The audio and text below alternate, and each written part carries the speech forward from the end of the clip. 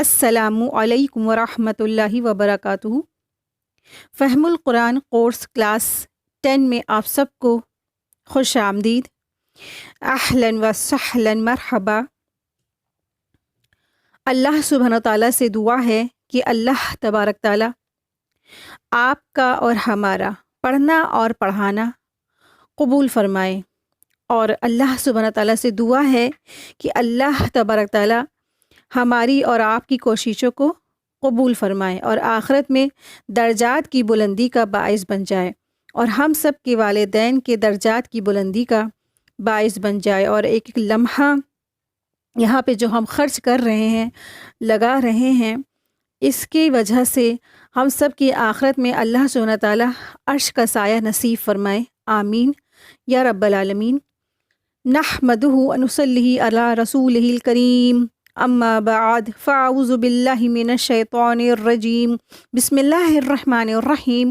رب اشرح لی صدری ویسر لی امری واحلل عقدۃ من لسانی یفقہوا قولی، ربی زدنی علما، ربی یسر ولا تعسر وتمم بالخیر وبک نستعین، آمین یا رب العالمین۔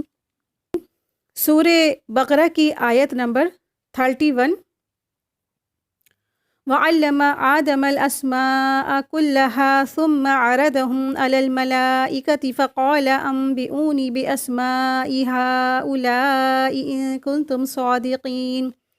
اور اس نے آدم کو سب کے سب نام سکھا دیے، پھر انہیں فرشتوں کے سامنے پیش کیا اور کہا اگر تم سچے ہو تو مجھے ان چیزوں کے نام بتاؤ۔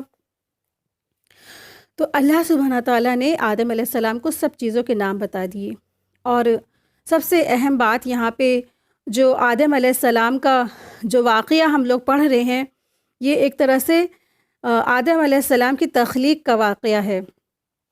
سورہ اعراف میں یعنی کہ آدم علیہ السلام کا جو واقعہ ہے قرآن کریم میں کئی جگہ پہ آیا ہے۔ پہلی جو کئی جگہ پہ ہے، اور تقریباً 7 جگہوں پہ آدم علیہ السلام کا واقعہ اسی طرح سے آیا ہے۔ سورہ اعراف میں ایک جگہ پہ جب آیا ہے تو وہاں پہ گناہوں کے بارے میں پتہ چلتا ہے۔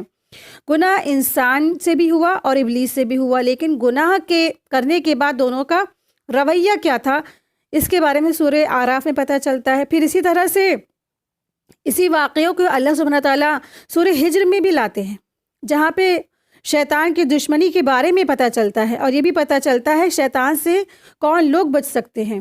پھر اسی طرح سے سورہ طٰہٰ میں بھی آتا ہے۔ تو تقریباً قرآن کریم میں بہت سی جگہ پہ، یہ 7 جگہوں پہ، تقریباً 7 صورتوں میں 7 جگہوں پہ یہ آدم علیہ السلام اور ابلیس کا واقعہ آیا ہے، اور ہر جگہ 7 جگہوں پر آنے کا، الگ الگ جگہ پر آنے کا مقصد یہ ہے ایک نئی بات پتہ چلتی ہے، ایک نئی چیز پتہ چلتی ہے۔ تو یہاں پر جب یہ واقعہ آیا ہے قرآن کریم کے آغاز میں، یعنی کہ سٹارٹنگ میں ہی، تو یہاں پہ اس پہ آپ دیکھیں اللہ سبحانہ تعالیٰ نے کتنی حکمت سے یہ قرآن کریم میں یہاں پہ یہ واقعہ لائے ہیں، اور اس میں ایک ہمیں اہم نکات پتہ چلتے ہیں، ایک اہم پوائنٹ پتہ چلتے ہیں جس کو ہم لوگ لاسٹ میں دیکھیں گے۔ تو آدم علیہ السلام کی جب تخلیق ہوئی تو تخلیق کس طرح سے ہوئی اس کے بارے میں آج ہم جانتے ہیں کہ آدم علیہ السلام کو اللہ سبحانہ تعالیٰ نے کیسے پیدا کیا۔ تو آدم علیہ السلام کے بارے میں، تخلیق کے بارے میں سورہ ہجر میں آیت نمبر 26 میں پتہ چلتا ہے خلقتہ من صلصال من حماء مسنون، کہ ہم نے اس کو پیدا کیا ایک کھنکھناتے ہوئے سڑے ہوئے گارے سے۔ ہم نے انسان کو پیدا کیا ایک کھنکھناتے ہوئے سڑے ہوئے گارے سے۔ تو یہاں پہ حباء مسنون آیا ہے۔ پھر اسی طرح سے سورہ صاد میں بھی آتا ہے آیت نمبر 76 میں بھی، قال انا خیر منہ خلقتنی من النار وخلقتہ من طین، جہاں پہ ابلیس نے کہا کہ اے اللہ تو نے مجھے تو آگ سے پیدا کیا ہے، میں اس سے بہتر ہوں، اور تو نے اس کو، جس کو یعنی کہ آدم کو تو نے پیدا کیا ہے ایک من طین، مٹی سے۔ تو اپنے ہی نظروں میں جو ابلیس کو غلط فہمی ہو گئی تھی، تو اپنے حساب سے، اپنی سمجھ کے حساب سے وہ سمجھتا تھا کہ مٹی جو ہے حقیر ہے اور آگ بہت زیادہ مرتبے والی ہے۔ لیکن یہاں پہ اس آیت سے ہی پتہ چلتا ہے کہ اللہ تبارک تعالیٰ نے جو خلقتہ من طین جو الفاظ آیا ہے تو مٹی سے پیدا کیے گئے ہیں۔ تو خشک مٹی کو تراب کہا جاتا ہے، یعنی خشک مٹی۔ پھر طین جو لفظ آیا ہے یعنی خشک مٹی جس میں پانی ملا کر گوندھا گیا ہو اور وہ لیسدار ہو جاتی، اس کے لیے طین لفظ آتا ہے۔ پھر اسے حمائم مسنون کی جو شکل بتائی گئی ہے جو یہاں پہ سورہ ہجر آیت نمبر 26 میں آیا ہے، تو یہ ایسی مٹی یا ایسا خمیر ہوتا ہے یا ایسا غارہ ہوتا ہے جو گل سڑ کر سیاہ رنگ کی بودار جو ہے مٹی ہوتی جس میں خمیر اٹھ رہا ہوتا ہے۔ ایسی مٹی سے آدم علیہ السلام کا پتلا بنایا گیا۔ احادیث کی روشنی میں ہم جانیں گے کہ حضرت ابو موسیٰ اشعری رضی اللہ عنہ سے روایت ہے کہ نبی کریم صلی اللہ علیہ وسلم نے فرمایا، اللہ تعالیٰ نے آدم علیہ السلام کو تمام زمین سے جمع کی گئی مٹھی بھر خاک سے پیدا کیا۔ آدم علیہ السلام کی اولاد بھی طرح طرح کی مٹی کے مطابق پیدا ہوئی، ان میں سے سفید فام بھی ہے، سرخ بھی ہیں اور سیاہ فام بھی ہے، اور ان کے درمیانی رنگوں کے بھی ہیں۔ اسی طرح نیک اور بد اور نرم اور خواہ وہ سخت طبیعت کے ہوں اور درمیانی طبیعت والے کی بھی ہیں۔ یہ مسند احمد کی حدیث 406 ہے اس کا نمبر۔ تو اس حدیث سے پتہ چلتا ہے کہ آدم علیہ السلام کی جو مٹی جو تھی وہ پوری دنیا سے تھوڑی تھوڑی لی گئی، اکٹھی کی گئی۔ اسی لیے آدم علیہ السلام کے جو اولادیں ہیں، کوئی گوری ہیں، کوئی کالی ہیں، کوئی زیادہ کالی ہیں، کوئی گہوا کلر ہے، کوئی نیک ہوتا ہے، کوئی بد ہوتا ہے، کوئی سخت طبیعت کا ہوتا ہے اور کوئی نرم طبیعت کا ہوتا ہے۔ اللہ تعالیٰ نے آدم علیہ السلام کو اپنے ہاتھ سے پیدا فرمایا تاکہ ابلیس آپ علیہ السلام سے بڑائی کا دعویٰ نہ کرے۔ آپ آدم علیہ السلام یعنی جمعے کے دن جس کی مقدار 40 سال تک تھی، مٹی کے بنے ہوئے تھے، ایک جسم کی صورت میں پڑے رہے۔ فرشتے پاس سے گزرتے تھے تو اس جسم کو دیکھ کر ڈر جاتے تھے۔ ابلیس سب سے زیادہ خوفزدہ تھا، وہ گزرتے وقت اسے ضرب لگاتا تھا، یعنی کہ مار مار کے دیکھتا تھا، تو جسم سے اس طرح کی آواز آتی تھی جس طرح مٹی کے بنے ہوئے برتن سے کوئی چیز ٹکرانے سے آواز آتی ہے۔ اسی لیے جب وہ کہتا تھا من صلصال کالفخار، سورہ رحمان میں یہ آیت ہے، آیت 14، ٹھکرے کی طرح بجنے والی مٹی ہے، تو وہ کہتا تھا تجھے تو کسی خاص مقصد سے پیدا کیا گیا ہے۔ وہ اس خاکی بدن میں منہ کی طرف سے داخل ہوا اور دوسری طرف سے نکل گیا، اور اس نے فرشتوں سے کہا اس سے مت ڈرو، تمہارا رب صمد ہے لیکن یہ تو کھوکھلا ہے، اگر مجھے اس پر قابو دیا گیا تو میں اسے ضرور تباہ کر دوں گا۔ جب وہ وقت آیا جب اللہ تعالیٰ نے اس جسم میں روح ڈالنے کا ارادہ فرمایا تو فرشتوں سے ارشاد فرمایا جب میں اس میں روح ڈال دوں گا تو اسے سجدہ کرنا۔ جب روح ڈال دی گئی تو وہ سر کی طرف سے داخل کی گئی، تبھی آدم علیہ السلام کو چھینک آ گئی۔ فرشتوں نے کہا کہیے الحمدللہ، سب تعریف اللہ کے لیے ہے، تو انہوں نے فرمایا الحمدللہ۔ اللہ تبارک تعالیٰ نے فرمایا رحمک ربک، تیرے رب نے تجھ پر رحمت فرمائی۔ جب روح آنکھوں میں داخل ہوئی تو آپ علیہ السلام کو جنت کے پھل نظر آئے۔ جب روح پیٹ میں داخل ہوئی تو آپ کو کھانے کی خواہش پیدا ہوئی اور آپ جلد سے جنت کے پھلوں کی طرف لپکے۔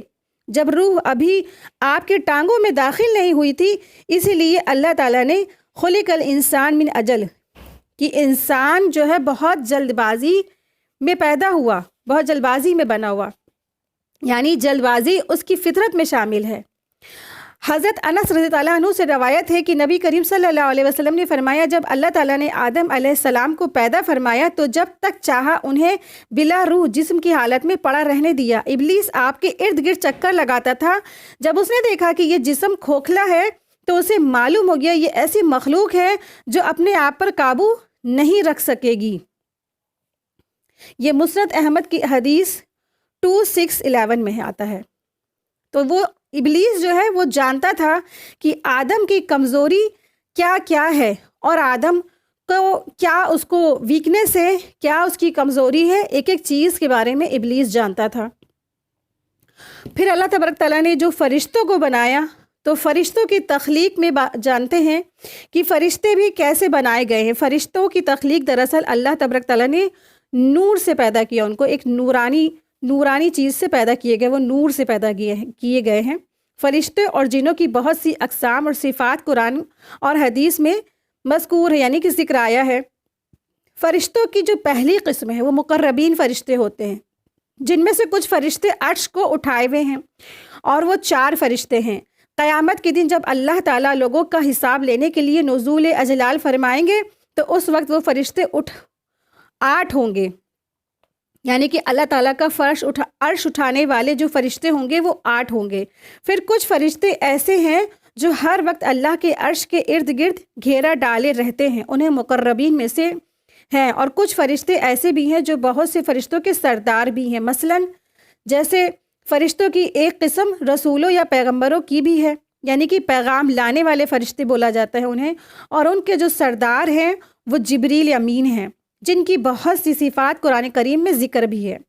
وہ بڑے زوراور ہیں اور بہت ہی امانت دار ہیں، اور ان کا نام روح الامین اور روح القدس سے بھی ذکر آیا ہے۔ اور انبیاء علیہ السلام کے دلوں پر یہی ہیں جبریل امین جو اللہ کے حکم سے وحی لے کر لاتے رہے، یعنی کہ وحی یعنی کہ قرآن اور اس سے پہلے کے جو صحیفے وہی لے کر آتے رہے۔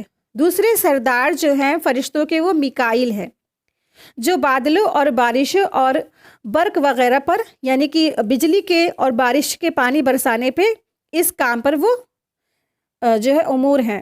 تیسرے سردار اسرائیل علیہ السلام ہے، یعنی فرشتوں کے تیسرے سردار اسرائیل علیہ السلام ہے، جن کا دوسرا نام عزازیل بھی ہے، اور قرآن میں انہیں ملک الموت بھی کہا گیا ہے۔ یہ بھی جان نکالنے والے فرشتوں کی پوری جمعیت کے سردار ہیں، کیونکہ کسی شخص کی جان نکالنے کے لیے ایک نہیں بلکہ کئی فرشتے آتے ہیں۔ ان میں سے ایک سردار اسرافیل ہے، جو قیامت کو ہونے والے واقعات کا اور نفخہ سور اول اور نفخہ سور ثانی کے بعض کے نزدیک نفخہ سور ثالث پر امور ہے، یعنی کہ اس کام پر وہ لگائے گئے ہیں۔ ان سب فرشتوں کو ملائے اعلیٰ بھی کہتے ہیں۔ پھر ان کے بعد 7 آسمانوں کے اندر لا تعداد فرشتوں کی جماعت موجود ہے۔ فرشتوں کی کچھ صفات بھی ہے۔ فرشتوں کی صفات کے لحاظ سے بھی فرشتوں کی کئی اقسام ہیں۔ کچھ فرشتے ہوتے ہیں جن کے 2 پر ہوتے ہیں، کچھ کے 3 پر ہوتے ہیں، اور کچھ کے 4 پر ہوتے ہیں۔ حتیٰ کہ جبریل امین کو جب رسول اللہ صلی اللہ علیہ وسلم نے ان کی اصلی شکل میں دیکھا تھا تو ان کے 600 پر تھے۔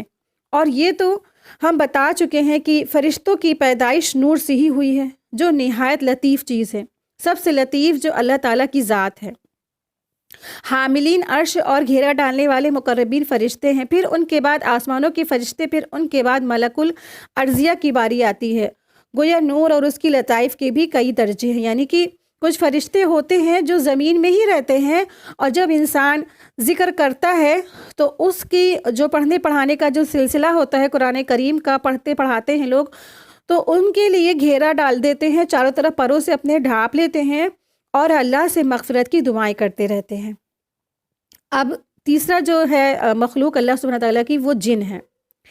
جنوں کا قصہ میں یہی آتا ہے کہ ہم لوگ پیچھے بھی پڑھ چکے ہیں کہ انسان کی پیدائش سے پہلے اللہ تبارک تعالیٰ نے اس دنیا میں جنوں کو پیدا کیا تھا۔ جن رہتے تھے اس دنیا میں، اور جنوں کا جو قصہ بھی ہے اسی لیے پتہ چلتا ہے کہ سب سے زیادہ اس دنیا میں جن آباد تھے۔ اور پھر جب اللہ سبحانہ تعالیٰ نے آدم علیہ السلام کو دنیا میں بھیجنے کا ارادہ کیا تو سارے جنوں کو بھگا کر سمندر کی طرف ڈھکیل دیا گیا۔ لیکن جن بھی کس چیز سے بنے ہوئے ہیں؟ وہ آگ کی لپٹ سے بنائے گئے ہیں۔ کچھ جن جو ایسے ہوتے ہیں جو انسانوں کی بستیوں میں رہتے ہیں، اور وہ انہیں عامر کہتے ہیں۔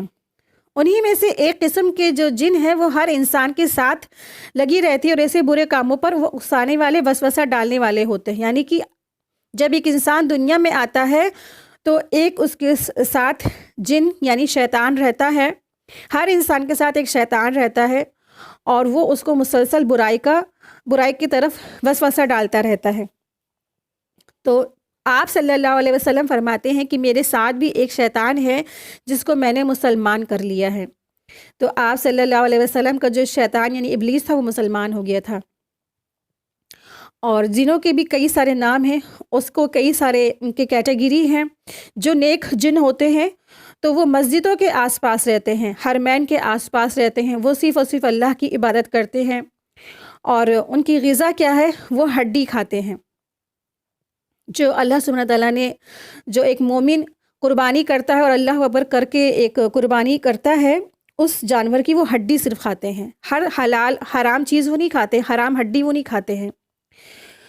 تو شیطان بھی ایک جو ہے جنوں میں سے تھا، جس کے متعلق نبی صلی اللہ علیہ وسلم نے فرمایا کہ شیطان انسانوں کی رگوں میں خون کی طرح دوڑتا ہے، یعنی کہ انسانوں کے جسم میں جو وسوسہ ڈالنے والا جو شیطان ہے وہ خون کی رگوں میں ایسے دوڑتا ہے جیسے ہمارے رگوں میں خون دوڑتا ہے۔ تو شیطان بھی خون کی رگوں میں دوڑتا ہے اور پورے میں دوڑتا ہے، تو وسوسے بھی ڈالتا ہے، اسی طرح سے ذہن میں بھی اسی طرح سے وسوسے ڈالتا ہے۔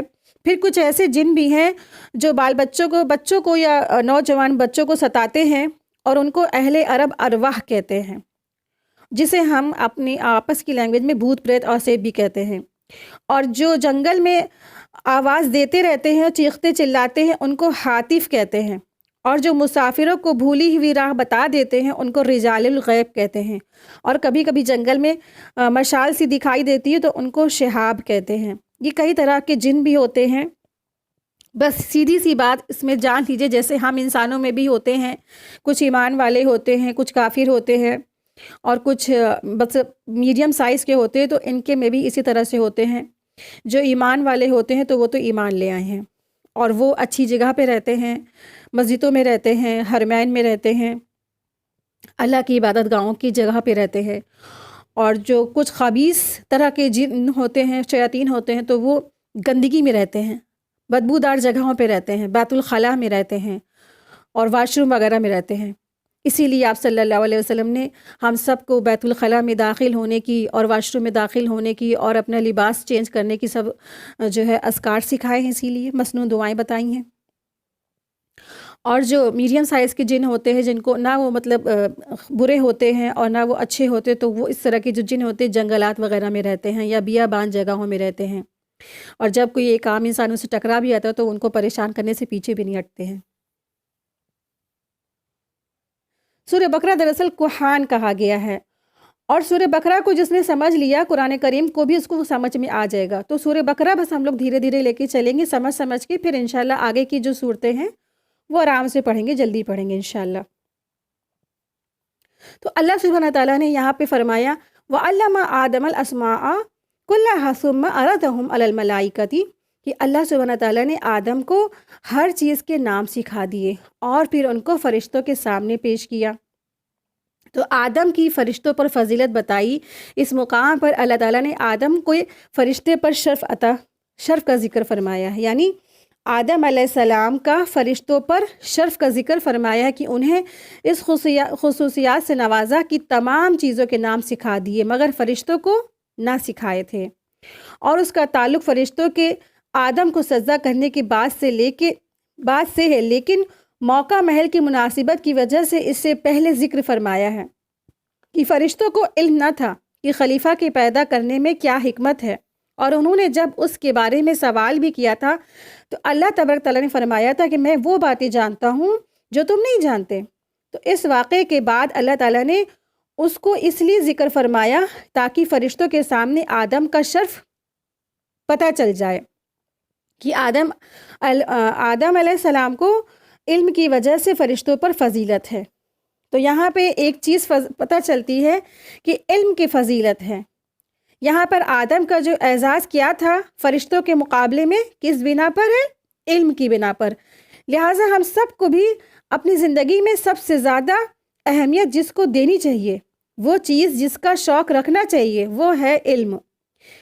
اسی میں عزت ہے، اسی سے انسان کا مقام اور درجہ بلند ہوتا ہے، اور وہ علم جو انسان کے اندر تقوی پیدا کرے اور اللہ کی پہچان پیدا کرے، کیونکہ انما اکرمکم عند اللہ اتقاکم، کہ بے شک لوگوں میں سب سے زیادہ معزز وہ ہے تمہارے اندر جو اللہ کے نزدیک سب سے زیادہ بہت زیادہ عزت والا ہے، جو سب سے زیادہ تقوی والا ہے۔ اور تقوی کہاں سے آئے گا؟ تقوی ہم کیسے جانیں گے؟ ہم اللہ سے ڈر کن باتوں سے بچ کے زندگی گزاریں گے؟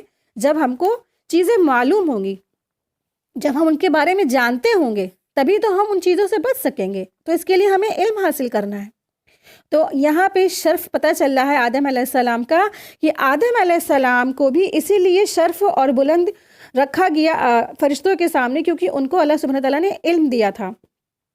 وَعَلَّمَ آدَمَ الْأَسْمَاءَ كُلَّهَا سے مراد یہی ہے، یہ مطلب سارے کے سارے نام جو ہے اللہ سبحانہ تعالیٰ نے ان کو بتا دیے تھے، جو ہمارے اور آپ مطلب جو جانے جاتے ہیں، جو تعارف ہے ہم سب جانتے ہیں، مثلا جیسے انسان یا جانور یا زمین یا خشکی یا تری یا پہاڑ یا جو بھی جانوروں کے نام ہے، پرندوں کے نام ہے، سب کے سب اللہ سبحانہ تعالیٰ نے آدم علیہ السلام کو سکھا دیے تھے۔ تو ہمارا کہتے ہیں کہ قرآن کریم میں آپ کے ہر سوالوں کا جواب ہے، کیونکہ یہ قرآن کریم کسی انسان کی جو ہے نا کتاب نہیں ہے، کسی انسان کا قول نہیں ہے، یہ اللہ تبارک تعالیٰ کا کلام ہے، کلام اللہ ہے، اور یہ معجزہ ہے رسول اللہ صلی اللہ علیہ وسلم پر نازل ہونے والا، اور آپ کے ہر سوالوں کا اس میں جواب مل سکتا ہے جب انسان اس کو سمجھ کے پڑھتا ہے۔ تو جب میں قرآن نہیں پڑھی تھی تو میرے دماغ میں بہت شروع سے یہی سوال آتا تھا کہ چیزوں کے نام کس نے رکھے، چیزوں کے نام کس نے رکھے، پہاڑ کو پہاڑ کس نے کہا، اور پھر جھرنے کو جھرنا کس نے کہا، جب دنیا بنی تھی تو کس نے بتائے سب کے نام۔ تو مجھے میرے سوال کا جواب یہیں سے ملا کہ اللہ تبارک تعالیٰ نے آدم علیہ السلام کو ان ساری چیزوں کے نام سکھا دیے تھے، ہر جانور کے نام، ہر پرندوں کے نام، برتنوں کے نام، ہر چیزوں کے نام بتا دیے۔ جو آج سائنٹسٹ جو چیزیں بنا کے رکھتے ہیں اور نام بتاتے ہیں، دراصل یہ اللہ سبحانہ تعالیٰ نے انسان کی فطرت کے اندر ودیت کر دیے تھے، ڈال دیے تھے، تبھی انسان آج اتنے آسانی سے ہر چیزوں کے نام رکھ لیتا ہے۔ تو یہ آدم علیہ السلام کو ہی اللہ سبحانہ تعالیٰ نے سارے کے سارے نام سکھا دیے تھے۔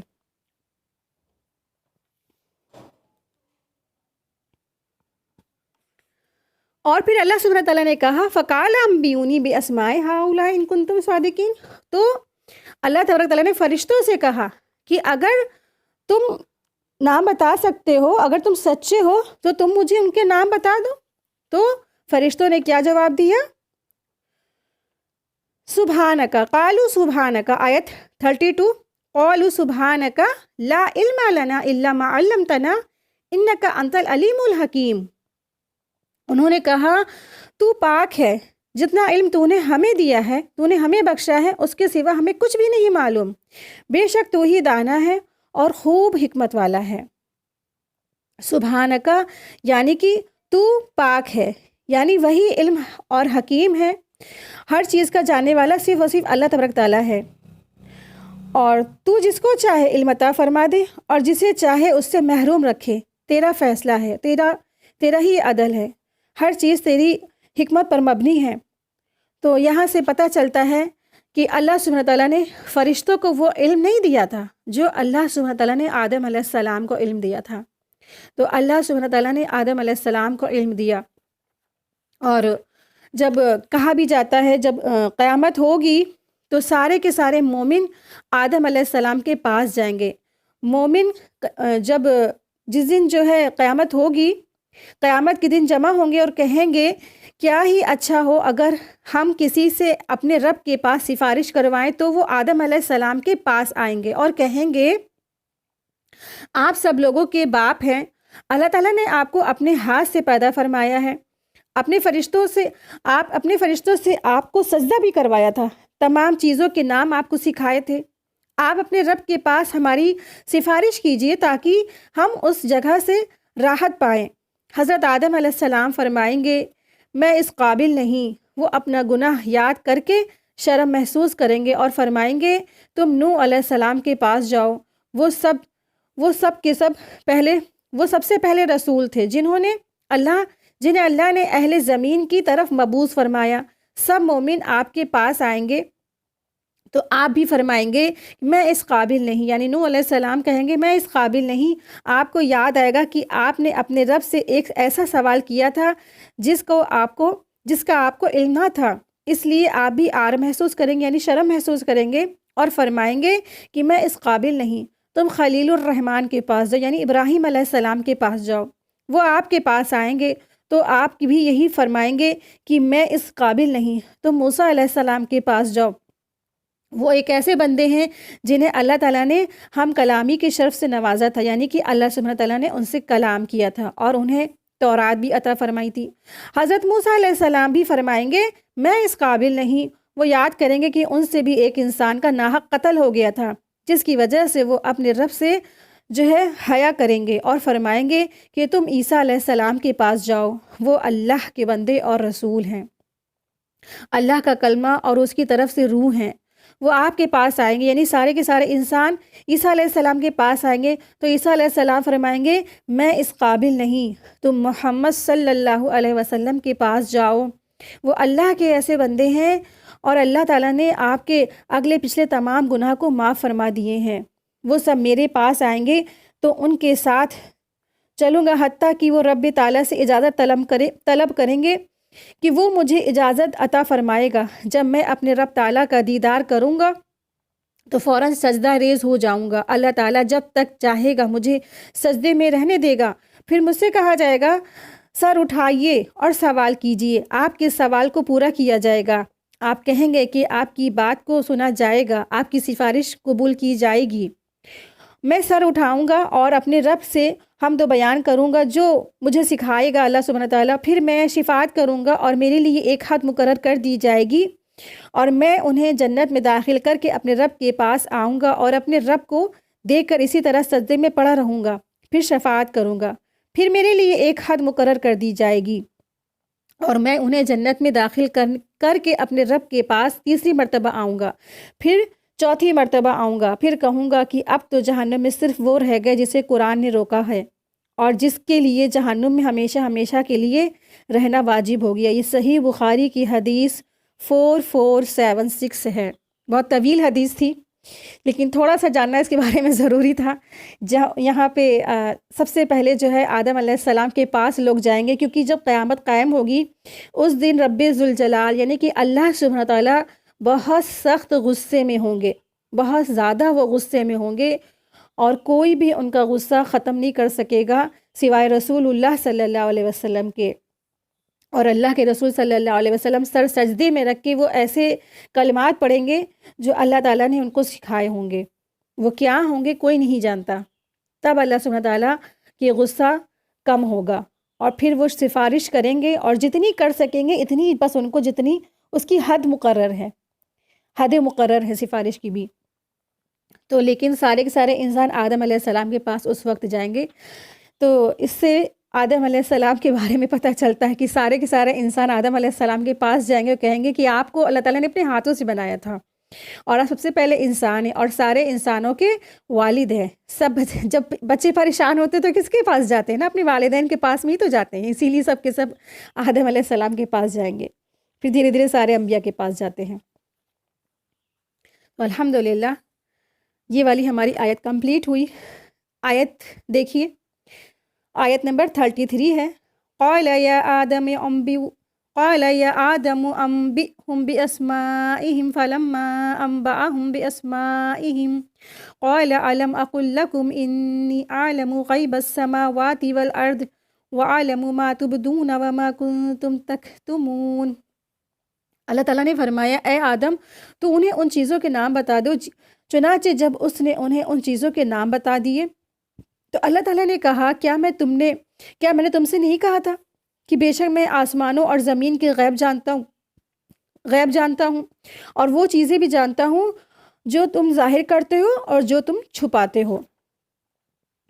تو ارشاد باری تعالیٰ ہے قال آدم یا آدم انبئهم باسمائهم فلما انبأهم باسمائهم، یعنی کہ اللہ تبارک تعالیٰ نے فرمایا، تب اللہ تعالیٰ نے آدم کو حکم دیا آدم تم ان کو سب چیزوں کے نام بتا دو، ہر چیزوں کے نام بتا دو، اور جب انہوں نے ان کو تمام چیزوں کے نام بتا دیے فرشتوں سے فرمایا کیوں میں نے نہیں تم سے کہا تھا کہ میں آسمان اور زمین میں سب پوشیدہ باتیں جانتا ہوں اور جو کچھ تم ظاہر کرتے ہو اور جو کچھ تم چھپاتے ہو مجھ کو سب چیز معلوم ہے۔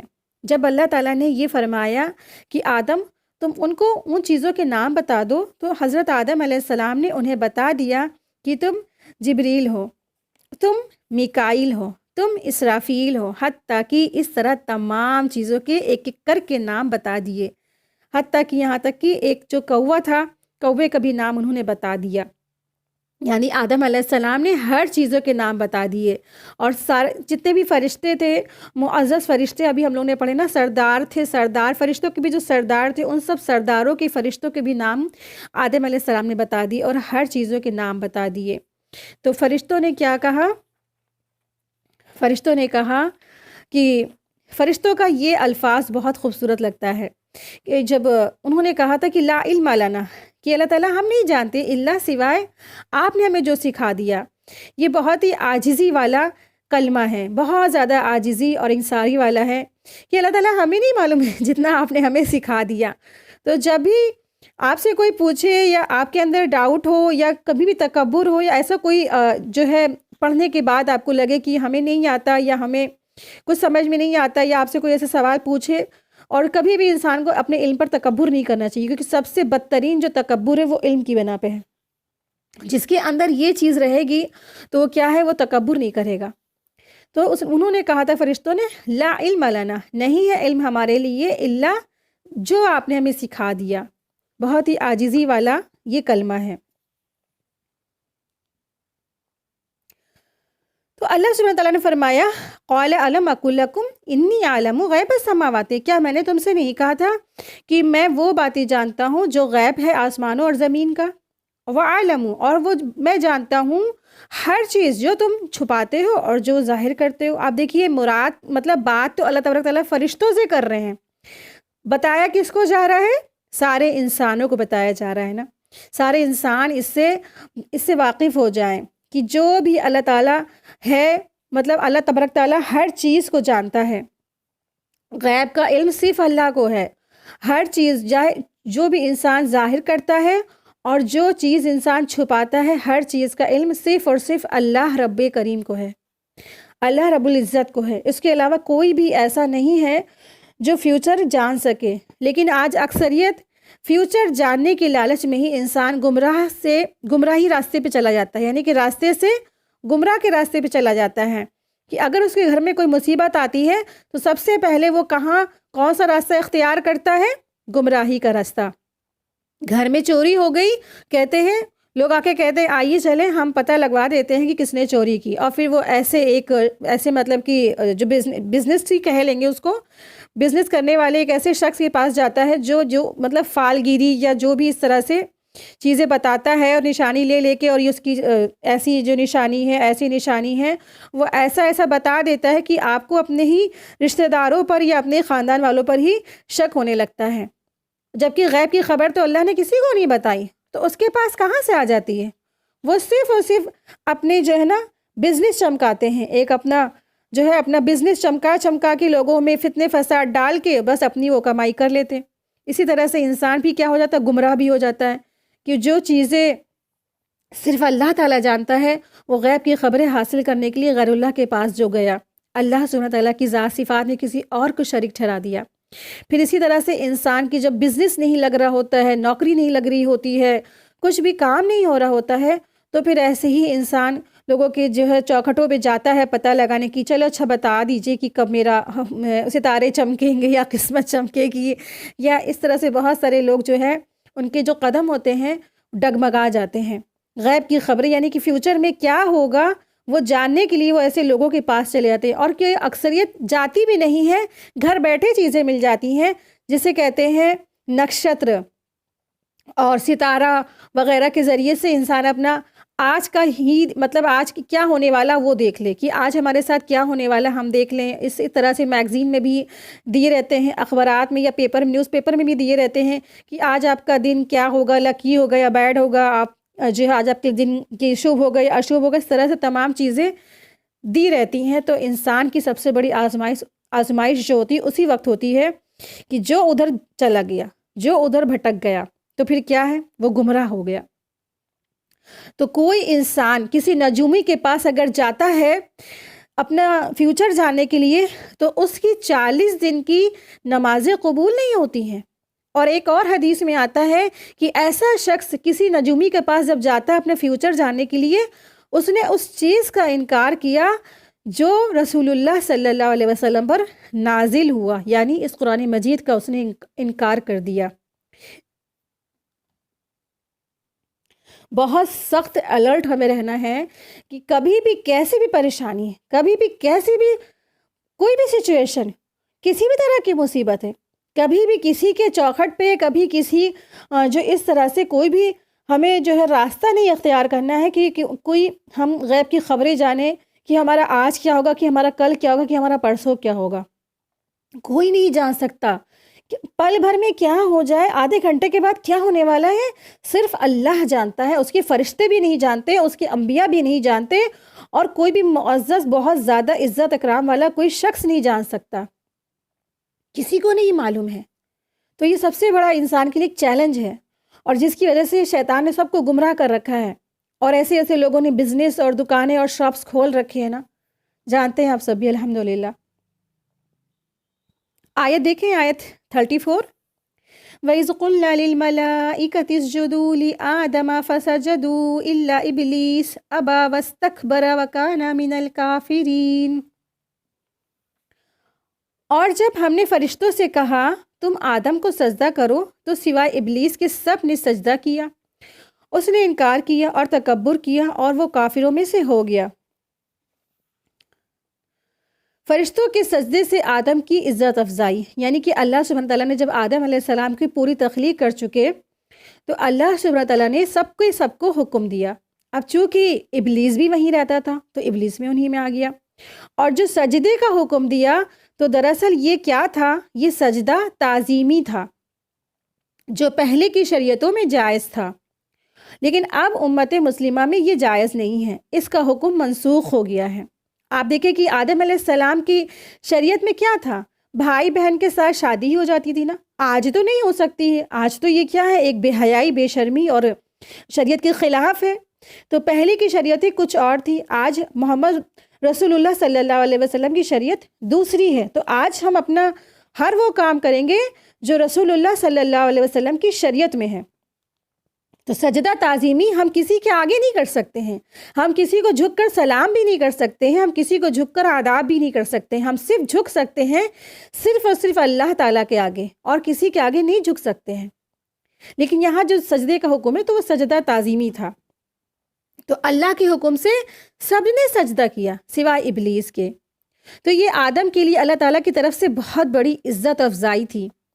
اولاد آدم کو یہ احسان جتلاتے ہوئے اللہ تبارک تعالیٰ فرما رہے ہیں کہ اس نے فرشتوں کو حکم دیا تھا کہ وہ آدم کو سجدہ کریں۔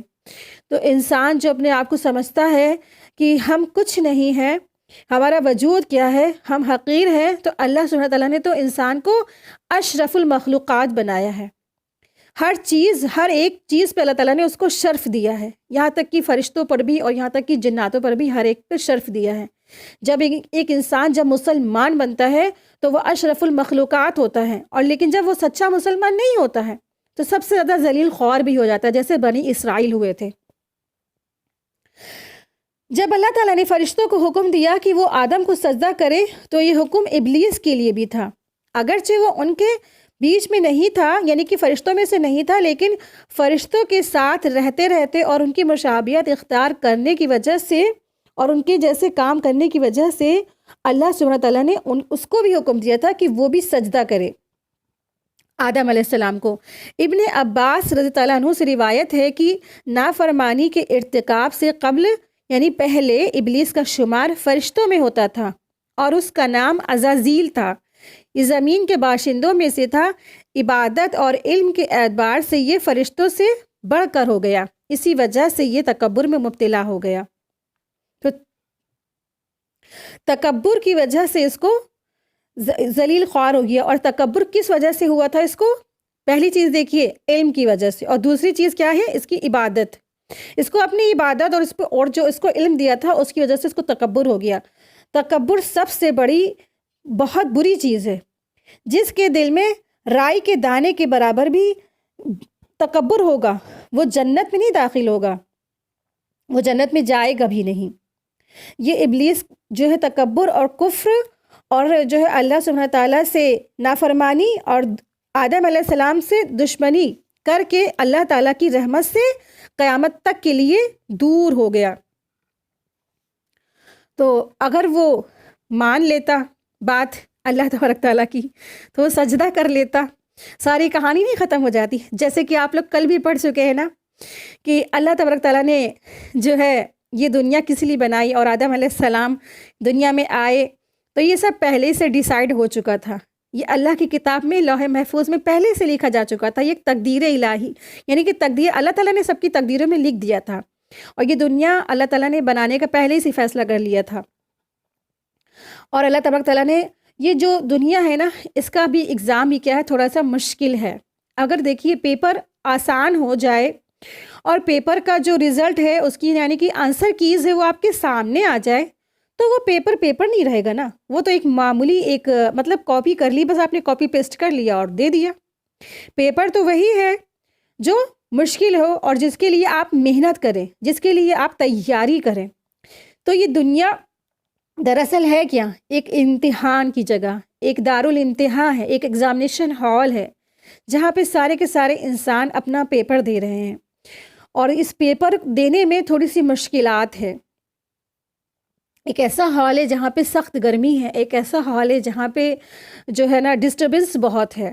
ایگزامینیشن ہال میں کیا ہوتا ہے، کوئی ادھر سے چیخ پکار کر رہا ہے، کوئی ادھر سے چیخ پکار کر رہا ہے، اور انسان کا مائنڈ ڈسٹرب ہو جاتا ہے، پھر اس کا کانسنٹریٹ ہٹ جاتا ہے. اسی طرح سے ہمارا بھی ہے. ہمارا جو یہ ایگزامینیشن ہال میں جو ہم پیپر دے رہے ہیں، اس میں بھی کافی ڈسٹربنس بھی ہے، لیکن ایک جو سچا پکا جو اسٹوڈنٹ ہوتا ہے وہ سارا اپنا کانسنٹریٹ کدھر لگاتا ہے؟ اپنا پرچہ دینے میں لگاتا ہے نا، کیونکہ اس کو زیادہ مارکس چاہیے ہوتے ہیں، اس کو زیادہ آنر اور سب سے زیادہ اونچا مقام چاہیے ہوتا ہے. وہ سب سے کٹ کر اپنا دماغ کس طرف لگاتا ہے؟ پرچہ دینے میں لگاتا ہے، ایگزام دینے میں لگاتا ہے. تو ایک مسلمان کا بھی یہی ہے کہ وہ سب سے ہٹ کر، سب سے کٹ کر صرف اور صرف اللہ کی راہ میں اپنی جو ہے محنت لگائے، اپنے عمل صالحات کرتا رہے، اور اچھے سے اچھا اپنی آزمائشوں میں ڈٹا رہے، جمع رہے، اور دھیرے دھیرے اس دنیا سے پھر ایمان کے ساتھ جو ہے رخصت بھی ہو جائے. یعنی کہ اس صراط المستقیم پہ ڈٹا رہے، جمع رہے، کیسے بھی پریشانی آئیں، کیسے بھی مشقتیں آئیں، لیکن وہ اس سے ہٹا نہیں.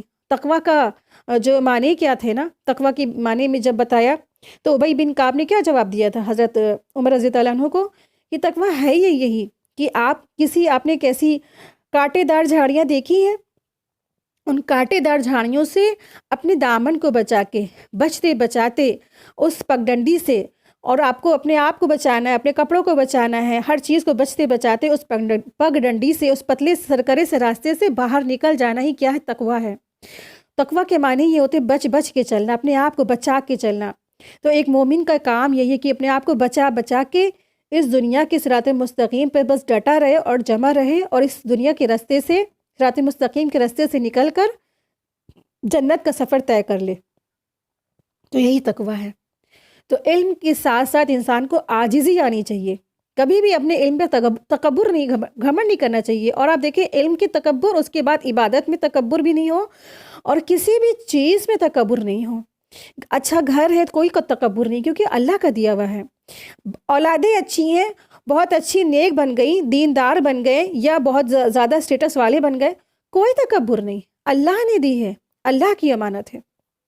گھر بہت خوبصورت بن گیا، کوئی تکبر نہیں ہونا چاہیے، بلکہ انسان کو سر سجدے میں رکھ کے اللہ کا شکر ادا کرتے رہنا چاہیے. بہت سے لوگ ایسے ہیں جن کے پاس رہنے کو گھر نہیں ہے، وہ سڑکوں پہ سوتے ہیں، وہ سڑکوں پہ رہتے ہیں. بہت سے لوگ تو کوڑے کے ڈھیر پہ سوتے ہیں. اگر اللہ نے دیا ہے تو اس میں بھی اللہ کا شکر ادا کرنا چاہیے. یہ اللہ کا کمال ہے، یہ اللہ کی رحمت ہے، اللہ کی نعمت ہے. ہم کس چیز پہ شکر ادا کریں؟ کس چیز، کتنی تو نعمتیں ہیں، اللہ تعالیٰ نے اتنی نعمتیں دی ہیں، اگر ہم گننا چاہیں تو ہم اس کا شمار نہیں کر سکتے ہیں.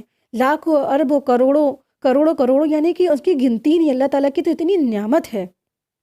تو تکبر کس چیز کا؟ سب کچھ تو اللہ کا ہے. تو آدم علیہ السلام کے آگے جب ابلیس نے سجدہ نہیں کیا تو پھر کیا ہوا؟ اس وجہ سے کیونکہ وہ تکبر میں مبتلا ہو گیا تھا. ابا واستکبر کا اس نے مظاہرہ کیا، انا خیر منہ کا اس نے مظاہرہ کیا. اس نے کہا کہ میں اس سے بہتر ہوں.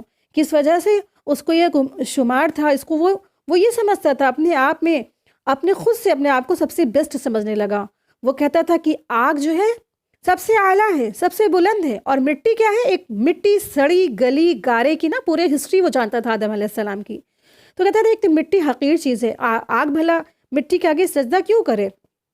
اس تکبر کی وجہ سے اس نے آدم علیہ السلام کو سجدہ نہیں کیا، اور وہ کافروں میں سے ہو گیا۔ تو کافر کیا ہوتے ہیں؟ اللہ کا انکار کرنے والے، رسول کا انکار کرنے والے۔ اور کافر وہ سارے لوگ آتے ہیں جو جانتے ہیں، جو مانتے ہیں، لیکن وہ اللہ کے احکامات کو نہیں مانتے ہیں، وہ بھی کافر ہیں، کفر کرنے والے ہیں، انکار کرنے والے۔ کافر کی میننگ کیا ہے؟ انکار کرنے والا۔ تو یہاں پہ ابلیس کے لیے کافر آیا ہے، یعنی اس نے تکبر کیا اور اس نے انکار کیا۔ کافر ہر اس شخص کے لیے آتا ہے جو اللہ کا احکام جانتا ہے، اللہ کی بات مانتا ہے، لیکن اس پہ عمل نہیں کرتا، اس کو اپنے عمل میں نہیں ڈھالتا ہے۔ وہ سارے کے سارے لوگ بھی کیا ہے؟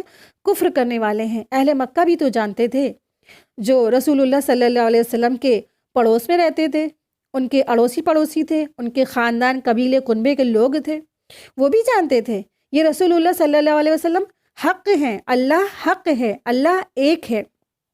سب کچھ جاننے اور ماننے کے باوجود انہوں نے کیا کیا تھا؟ اپنے عمل میں ہی تو نہیں لائے تھے، انہوں نے اس پر عمل نہیں کیا تھا، اور اسی وجہ سے وہ کیا ہوئے؟ کفار مکہ کہلائے، کفار مکہ کہلائے۔ تو اللہ سبحانہ تعالیٰ سے دعا ہے کہ اللہ تبارک تعالیٰ ہمیں اور آپ کو ہر قسم کے تکبر سے بچائیں۔ تکبر ایک بہت بری اور بہت بڑی چیز ہے، جس کی وجہ سے جو تکبر کرنے والا ہے، جو دنیا میں تکبر کر کر کے جو چلتا ہے، اللہ تبارک تعالیٰ اس کو قیامت کے دن چیٹیوں کی شکل میں لے آئیں گے، وہ چیٹی کی شکل میں ہوگا تکبر کرنے والا۔ آیت 35، وَقُلْنَا يَا آدَمُ اسْكُنْ أَنْتَ وَزَوْجُكَ الْجَنَّةَ وَكُلَا مِنْهَا رَغَدًا حَيْثُ شِئْتُمَا وَلَا تَقْرَبَا هَٰذِهِ الشَّجَرَةَ فَتَكُونَا مِنَ الظَّالِمِينَ۔ اور ہم نے کہا، اے آدم، تم اور تمہاری بیوی جنت میں رہو، اور اس میں جہاں سے بھی چاہو کھاؤ پیو، ہاں اس درخت کے قریب بھی مت جانا ورنہ تم ظالموں میں سے ہو جاؤ گے۔ تو اللہ سبحانہ تعالیٰ نے جو ہے آدم علیہ السلام کو حکم دیا وہ اور ان کی بیوی جنت میں رہیں۔